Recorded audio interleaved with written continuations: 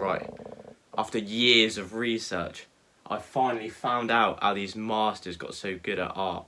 And it's... You what? You do realise there was no magic brush, there was no art steroid to getting good at this stuff. So if you actually want to improve your art, you can follow this regimen that me and my fellow masters done back in the day. So step 1, if we want to become a master, we need to learn from a master. And the thing is, we all like to wear this badge of, oh, I'm self-taught. And at the end of the day, it's just kind of unfortunate. You don't know what you don't know. And so we need someone that can actually demonstrate art for us as well, you know, not just some dude sipping coffee giving a lecture, right?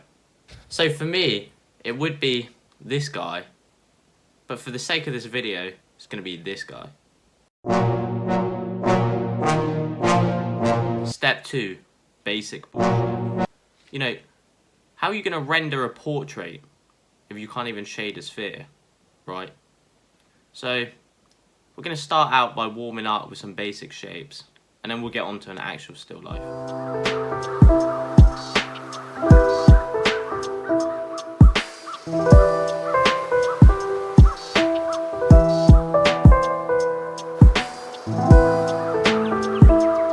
Now the real OGs, the Renaissance guys, obviously would have had a real still life, you know, drawing from observation, but I can't be bothered for that. Step 3 is sculptures. Because before we get into drawing real people, we want to understand, you know, the essentials, the basic forms of the body. Skin tone and skin blemishes on a real person, that's just distractions. And this is why we start off with drawing instead of painting, because painting just has too many variables, you know, colour, brushstroke. Man, I'm just trying to make this drawing look realistic. So all that matters really are the values.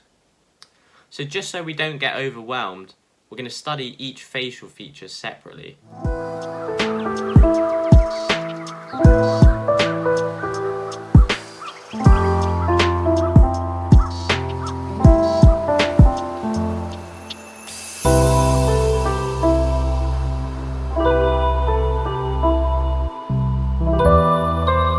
So just coming up, we've got an entire head sculpture. But just before that though, I'm going to study the Asaro head. It's so simple, and I can figure out where the shadows are on the face, where the highlights are.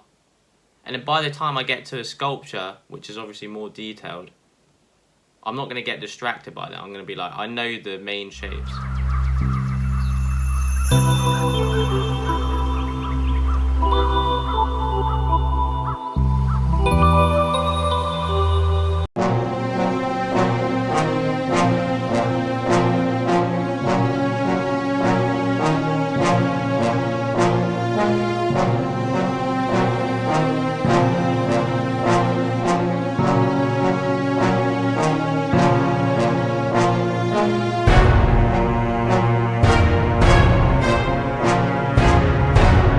So we've got a lovely Michelangelo drawing here, which I'll do a study of.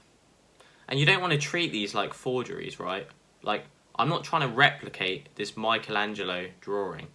I'm trying to become Michelangelo. I'm trying to think like him. And then I'll end up drawing something that looks like he done it.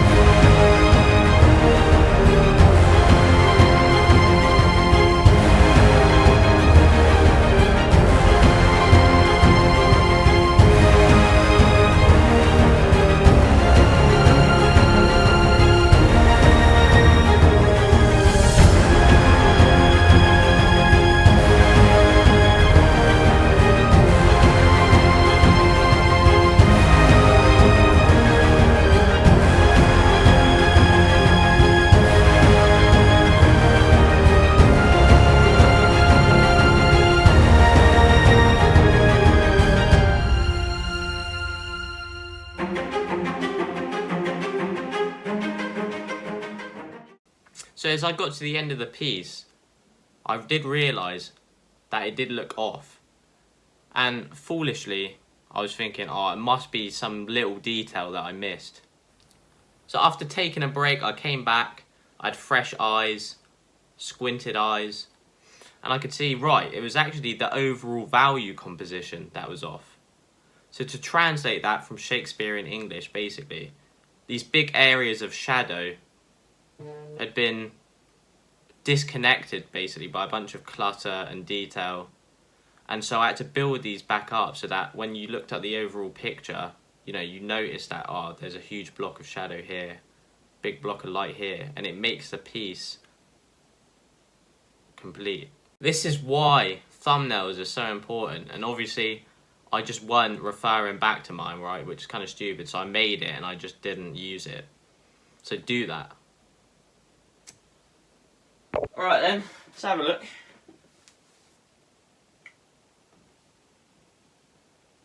No.